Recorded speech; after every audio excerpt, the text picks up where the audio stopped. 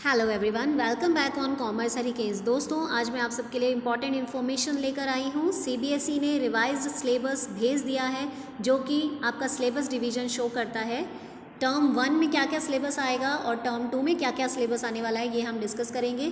तो दोस्तों, वीडियो को एंड तक ज़रूर देखिएगा। वीडियो पसंद आए तो दोस्तों के साथ शेयर ज़रूर कीजिएगा, चैनल को भी सब्सक्राइब कर दीजिएगा। आज इस वीडियो में हम अकाउंटेंसी के सिलेबस डिवीज़न की बात करने जा रहे हैं। जैसा कि आप देख सकते हैं कि अकाउंटेंसी का जो सिलेबस है वो 40 मार्क्स के क्वेश्चन पेपर में डिवाइड किया गया है। मींस 40 मार्क्स का आपका एग्ज़ाम होगा, 90 मिनट्स का पेपर होगा और पेपर जो है वो MCQ बेस्ड होगा। इसमें सिलेबस आपको दिया गया है फर्स्ट बुक से, यानी कि पार्ट ए बुक से आपके पास है fundamentals of partnership, change in profit sharing ratio and admission of partner. और ये सभी तीनों चैप्टर्स मिलाकर टोटल 18 मार्क्स के आएंगे। देन कंपनी अकाउंट्स, यानी जो आपका पार्ट ए की वॉल्यूम 2 बुक है कंपनी अकाउंट्स वाली, उसमें से इशू ऑफ शेयर्स वाला चैप्टर आएगा। इशू ऑफ शेयर्स 12 मार्क्स का आएगा। देन पार्ट बी वाली जो बुक है आपकी, यानी जिसे हम थर्ड बुक कहते हैं, उसमें आपके पास चैप्टर नंबर 1 आएगा। पार्ट बी बुक का फर्स्ट चैप्टर, जिसका नेम है फाइनेंशियल स्टेटमेंट ऑफ कंपनी, जिसमें कि आपको प्रॉफिट एंड लॉस का और बैलेंस शीट का फॉर्मेट याद करना है और साथ ही साथ उसके मेजर हेड्स एंड सब हेड्स आपको पता होने चाहिए। देन अकाउंटिंग रेशोज़ आपको प्रिपेयर करना है। 2 ही चैप्टर्स डाले गए हैं हमारी थर्ड बुक से और ये दोनों चैप्टर्स 10 मार्क्स के हैं। अगर आपने कंप्यूटराइज्ड अकाउंटिंग ऑप्शन में लिया हुआ है तो कंप्यूटराइज्ड अकाउंटिंग में आपके पास है chapter number 1 overview of computerised accounting system and accounting implication, जो कि 10 मार्क्स का आएगा। प्रोजेक्ट वर्क को भी दोस्तों यहाँ पर डिवाइड कर दिया गया है। 20 मार्क्स का आपका प्रोजेक्ट होता था, बट अब 10 मार्क्स का प्रैक्टिकल एक बार होगा और 10 मार्क्स का प्रैक्टिकल टर्म 2 में होगा। अब हम डिस्कस करते हैं, प्रैक्टिकल के बारे में भी करेंगे बात, पहले हम सिलेबस देख लेते हैं।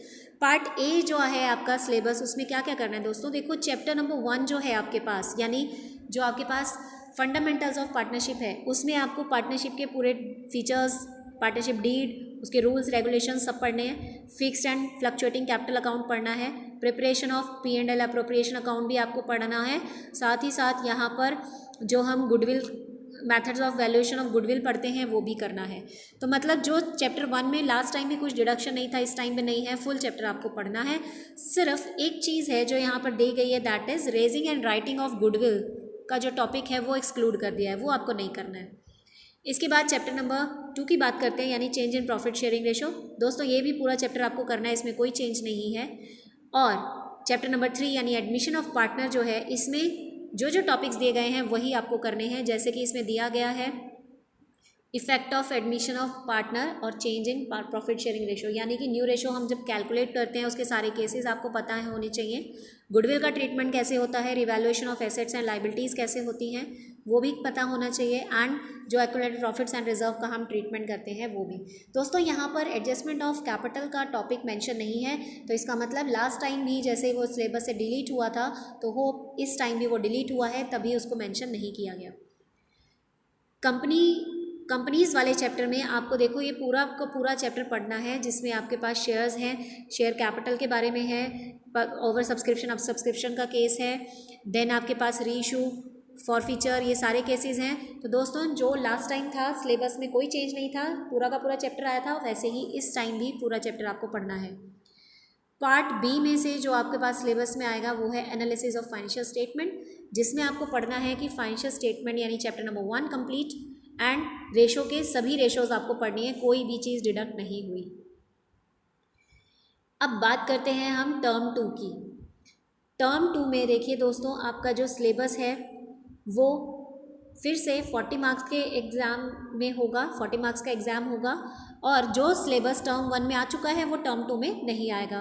तो टर्म 2 का सिलेबस जो है दैट इज़ सबसे पहले NPO फर्स्ट बुक से, देन आपके पार्टनरशिप वाले में से टॉपिक है retirement and death of partner and dissolution, ये टॉपिक्स हैं आपके जो सिलेबस में हैं। देन सेकेंड बुक से शेयर्स तो ऑलरेडी टर्म 1 में आ चुका, तो इशू ऑफ डिबेंचर्स वाला चैप्टर जो है आपका वो टर्म 2 में आएगा। इसी तरह पार्ट बी बुक में से आपके पास financial statement of a company आएगा, कैश फ्लो स्टेटमेंट आएगा, then comparative and common size statement आएगा। यानी कि चैप्टर नंबर 1 और रेशो को छोड़कर बाकी जितना भी सिलेबस बच गया वो सारा टर्म 2 में आएगा। अब हम डिस्कस करते हैं कि एनपीओ में आपको क्या क्या पढ़ना है। दोस्तों एनपीओ में लास्ट टाइम कोई चेंज नहीं था, तो इस बार भी कोई डिलीट नहीं हुआ है, सभी टॉपिक्स आपको पढ़ने हैं। देन पार्टनरशिप फॉर्म में रिटायरमेंट एंड डेथ में आपको कॉन्सेप्ट पढ़ना है, effect of retirement, death of partner, treatment of goodwill, assets and liabilities का revaluation, adjustment of profits and reserves और balance sheet.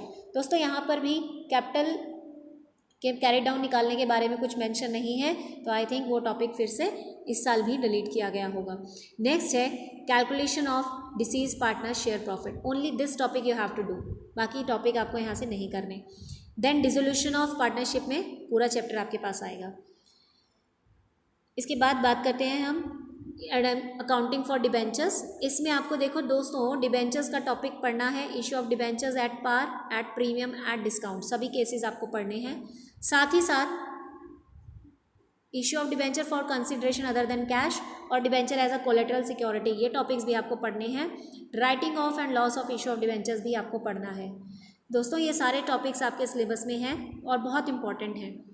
Next part B यानी कि फाइनेंशियल स्टेटमेंट बुक में से, थर्ड वाली बुक में से आपके पास टूल्स हैं जितने भी, comparative and common size complete आपको पढ़ना है और साथ ही साथ कैश फ्लो स्टेटमेंट कंप्लीट आपको पढ़ना है। और किसी ने कंप्यूटराइज्ड अकाउंटिंग लिया हुआ है दोस्तों, तो उसके लिए आपके पास टॉपिक्स हैं this, you can see these topics, DBMS and computerised accounting. अब बात करते हैं हम प्रैक्टिकल वर्क की। दोस्तों यहाँ साफ साफ बताया गया है कि स्टूडेंट्स को सिर्फ एक ही प्रोजेक्ट बनाना है और वही प्रोजेक्ट दो टर्म्स में डिवाइड होगा, टर्म 1 एंड टर्म 2, जिसमें स्टूडेंट्स को एक प्रोजेक्ट लेना है, किसी एक कंपनी के बारे में पूरी डिटेल्ड इन्फॉर्मेशन लेनी है, उसको असेस करना है, उसके बारे में उसका कंपैरेटिव कॉमन साइज बनाना है एंड स्पेशल रिपोर्ट तैयार करनी है।